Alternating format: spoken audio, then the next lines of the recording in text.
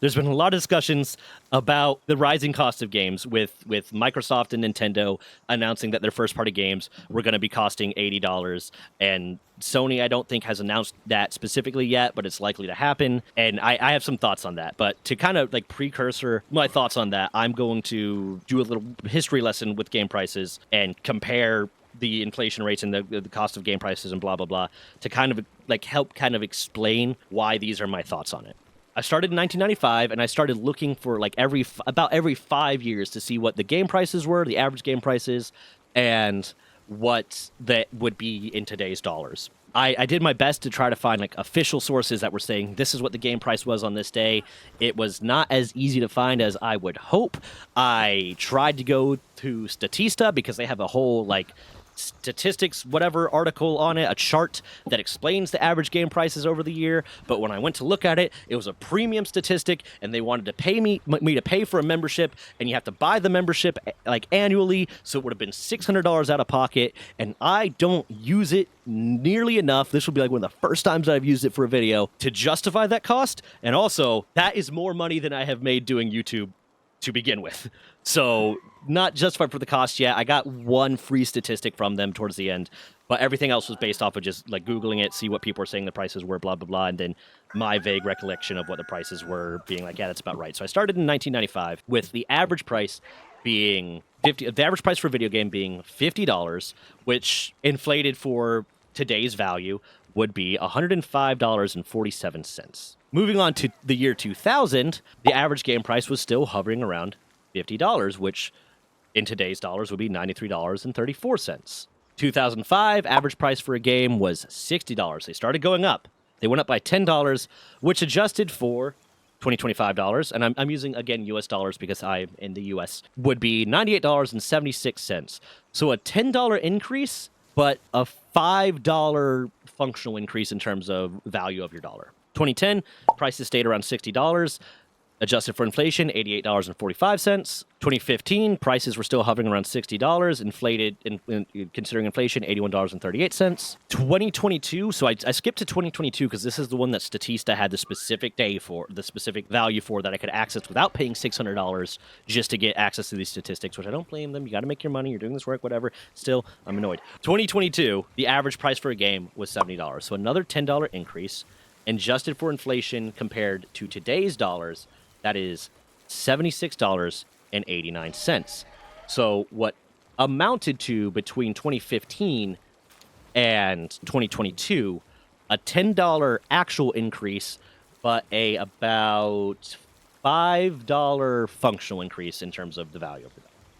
And then now prices are again being raised to $80. So what is actually a $10 increase from the previous average price of $70 to a functional $3.11 increase. That is all to say that is going to frame my thoughts about this, but I still do have varied thoughts about the price increase. My initial thought when I heard that the prices of video games were going to increase, that they were going up to $80 and it was a $10 increase, was that I'm okay with this because I have to assume that the price of developing games is increasing. That is getting more expensive for these, at least these, AAA games, these really big games, to be produced.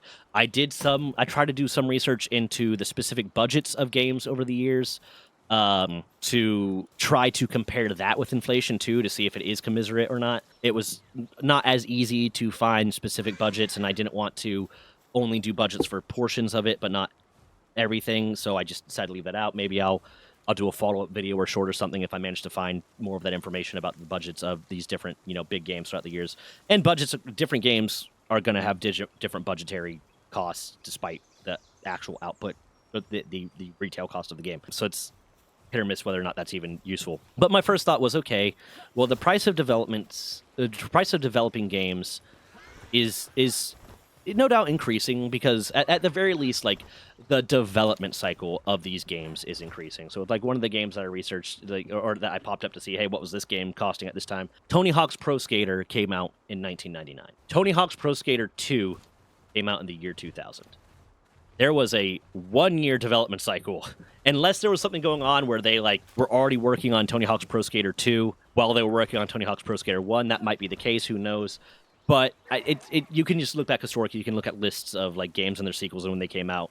And older games tended to have their sequels, if they had one, more recently, unless it was like a revival kind of thing. Like, hey, this game died, and then decades later, they're like, hey, we're going to bring this game back kind of thing.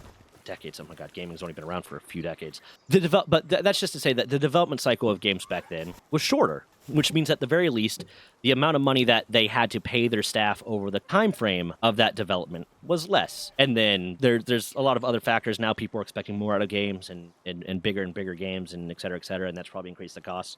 But there's also the factor of, okay, now more tools are available to developers that expedite the process, so maybe certain things are costing less and certain things are costing more. Either way, as a whole, the cost of developing games, at least AAA games, at least these big games, is increasing.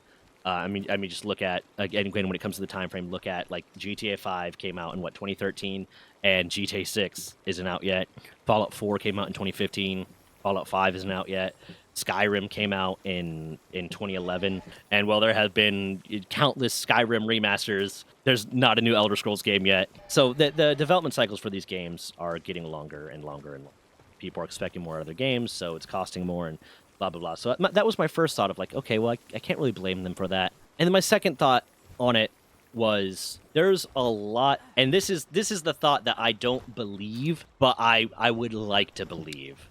I try to be as pragmatic as possible, but the part of me that wants to be idealistic would like to believe that part of that increase in cost is because a lot of, like, at least I know Blizzard supposedly, historically, underpays their development team, and I've heard a lot about, like, a lot of game studios not really paying their development teams commensurate with the amount of work that they're doing and the amount of value that they add and the amount of profit that is being made by the studio, by the developer, by the publisher. So my kind of idealistic thought was, okay, well, if they're increasing the cost of games, then hopefully that means that they're also increasing how much they're paying their staff that are developing the games, and that's going to be better for them. I would hope that's the case. I don't necessarily believe that's the case. If there is anyone that is watching right now that works in game development, especially for like these AAA studios, if you can enlighten me on is your pay getting increased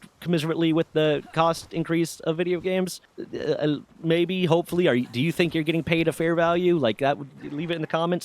But that was like kind of my idealistic thought. And then after doing the research, I was like, okay, you know what? This just kind of makes sense with inflation. Because if you track it, the functional value, the functional cost of these games, accounting for inflation, has been going down over time because the prices were pretty stagnant for a long time. And then the prices increased, but not commensurate with the level of inflation.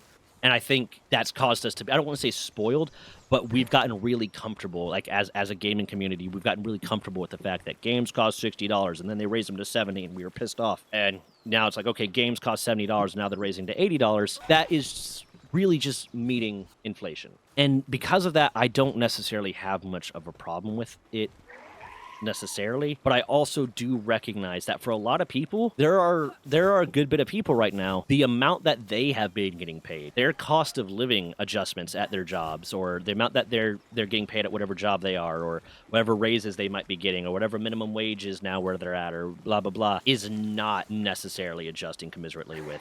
Okay, I've been using the word commensurately. I meant commensurately. I apologize, but people's cost of living, the people's pay hasn't been commensurate necessarily with cost of living increases and the actual inflation rate and blah, blah, blah for everyone. So I also understand that even though, and then the cost of things are just increasing at certain things like housing and food and things are just increasing at a higher rate sometimes than they should, and it's harder and harder. So I fully understand that and appreciate the fact that for a lot of people, even though that this is just an adjustment for inflation, and this is just, keeping kind of the status quo in terms of inflation, that doesn't necessarily have the same practical effect on the consumers as it might have, like, just numbers wise, as it might make sense to them, because there are a lot of people that aren't getting those adjustments.